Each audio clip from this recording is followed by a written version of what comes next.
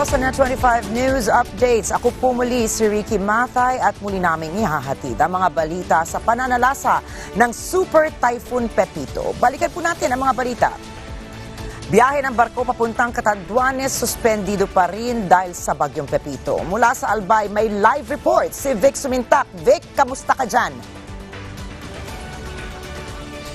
Ricky, ang eksakto na kinalalagyan natin ngayon ay ang Port of Tabaco, Albay, na kung saan dito sumasakay ang mga pasahero at mga sasakyan biyahe papuntang lalawigan ng Catanduanes. Dahil sa pananalasa ng bagyong Pepito sa Bicol Region, nananatiling suspendido pa rin ang biyahe ng mga barko patungo sa lalawigan ng Catanduanes.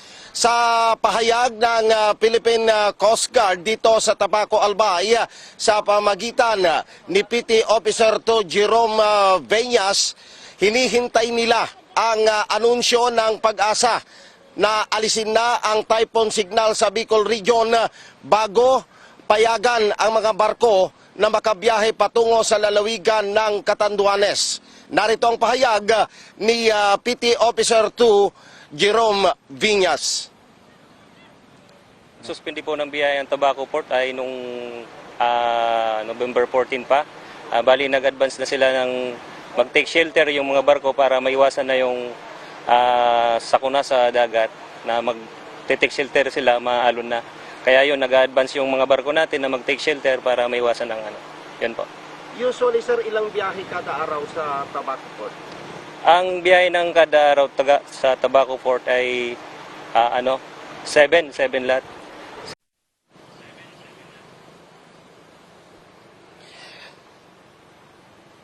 Umaasa naman ng Philippine Coast Guard na sa araw ng bukas ay aalisin na ang typhoon signal sa Bicol Region. Dahil sa ngayon, batay sa pahayag ng Pag-asa, nasa ilalim pa rin ng signal number 1 ang Bicol Region.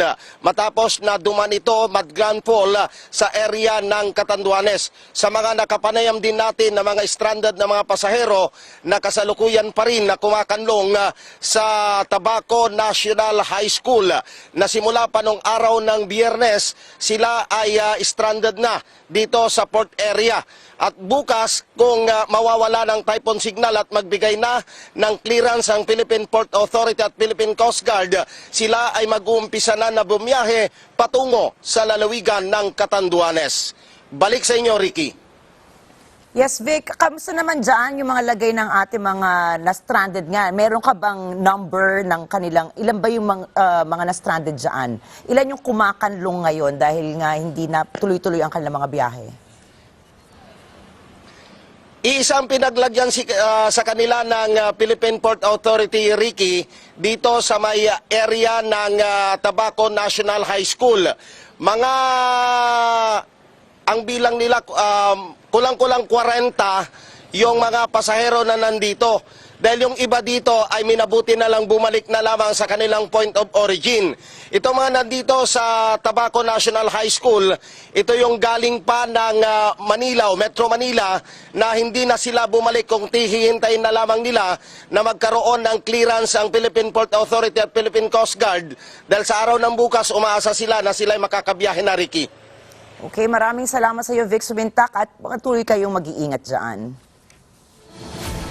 Samantala, alamin naman natin ang kasalukuyang lagay ng ating panahon, dulot pa rin ng bagyong Pepito. Puntahan natin ang presko ng Pag-asa Weather Forecasting Center at makakasama natin si Chris Perez. Chris.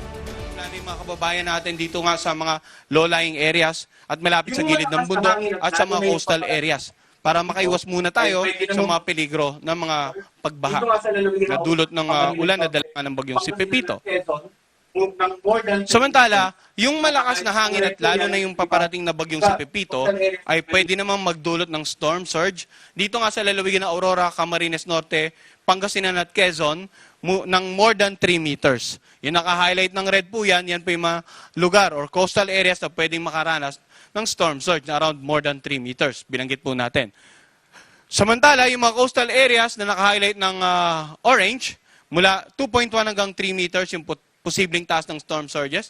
Dito nga sa Albay, Bataan, Batangas, Camarines Sur, Catanduanes, Cavite, Ilocos Sur, Isabela, La Union, Marinduque. Sa NCR, 1st and 4th District, Pangasinan, Quezon, Sorsogon at Zambales. So bakit napakarami yung mga lugar na may potential na storm surge? No? Dahil pinakita natin nga kanina, simula ngayong araw hanggang mamayang gabi, nandito pa lang yung tinatayang sentro ng bagyong si Pepito. Hanggang bukas ng umaga, nandito na po. Kaya maraming lugar ang inaasahan po nating makakaranas ng storm surge or yung daluyong, paghampas ng malalaking alon sa mga coastal areas. 1 hanggang 2 meters naman sa may bandang ilang bahagi ng Bataan, Bulacan, Ilocos Norte, NCR 3rd District, Pampanga at ilang bahagi po ng Sorsogon area. So kapag may mga ganyan tayong projected na taas ng mga storm surges, ito naman yung mga potential na lugar or mag-inundate or yung magkakaroon ng pagbaha base sa projected na storm surge height sa inyong lugar. So punta po tayo dito sa may bandang area ng Aurora. This is for guidance only, no? Maaaring yung maging actual ay magkaroon pa ng pagbabago. So makikita natin dito nga sa eastern coast ng Aurora, malaki ang tsansa ng mga storm surges base sa pinalabas ng Pag-asa at sa projection natin yung inundation o kung gaano kalayo mula sa coastal area papunta sa inner part ng coastal areas yung posibleng abutin ng mga storm surges.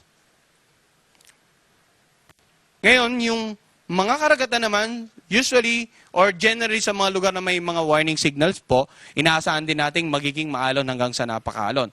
Isa rin po yan sa epekto ng paparating na bagyo. No? So ang gale warning natin, tinatayang mula 3.4 hanggang 14 meters ang magiging taas ng pag-alon offshore sa laot. So, may gale warning po tayo sa mga karagatan sa paligid nga ng Catanduanes, Camarines Sur, Camarines Norte, Quezon kasama ang Polillo Island, Isabela, sa eastern coast ng Cagayan. Dito naman sa kanlurang bahagi, Ilocos Norte, Ilocos Sur, La Union, Pangasinan, Zambales, Bataan, Metro Manila, Cavite at Batangas.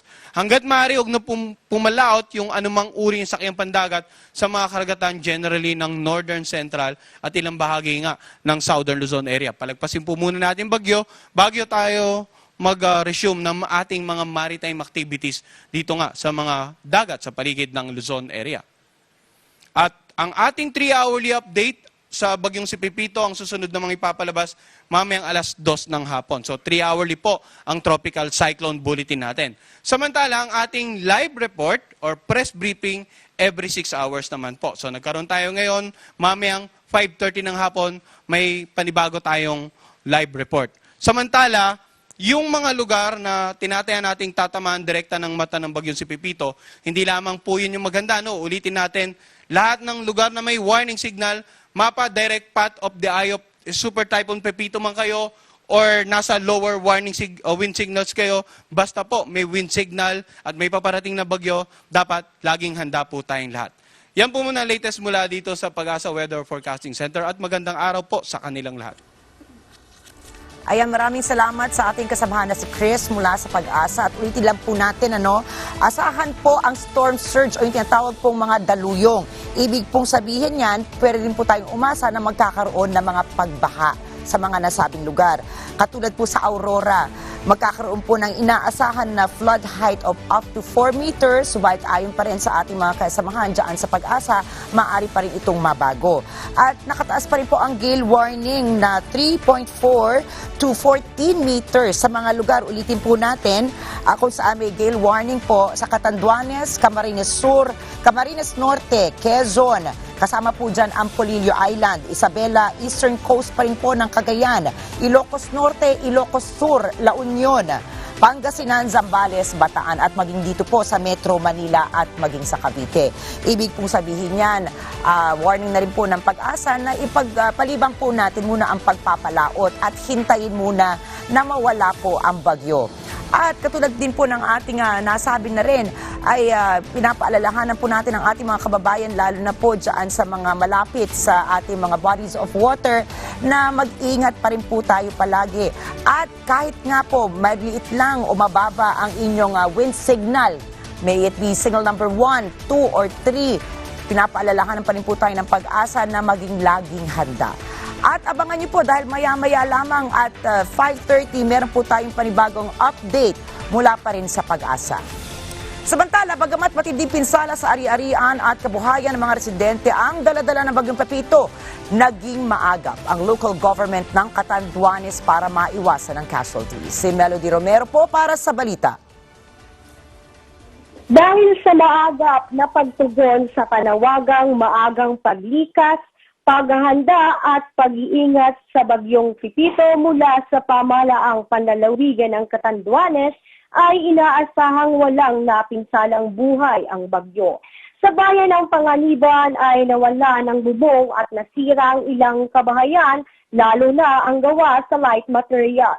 Maging ang mga puno at ilang kawad ng kuryente ay napisala ng nagdaang Bagyong Pepito. Sa bayan naman ng Biga na unang tinamaan ng hagupit ng bagyong nagdaan ay nag-iwan din ng pinsala sa mga bahay at ari-arian. Samantala, maaga pa lamang pagkatapos ng bagyo ay nagtulong-tulong ang mga kawani ng Barangay Likin at DPWH Catanduanes sa pag-aalis ng natumbang malaking puno ng akasya sa gitna ng kalsada upang makadaan ang mga residente at mga sasakyang patungo sa San Andres proper at patungo sa mga bayan ng Karamuran at Pandan. Maging ang mga bayan ng Bagamanok, Karamuran, Pandan, Daras at San Miguel ay may mga pinsalang iniwan si Super Typhoon Pepito.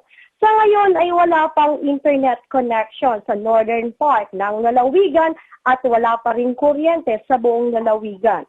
Yan muna ang update dito sa lalawigan ng Catanduanes.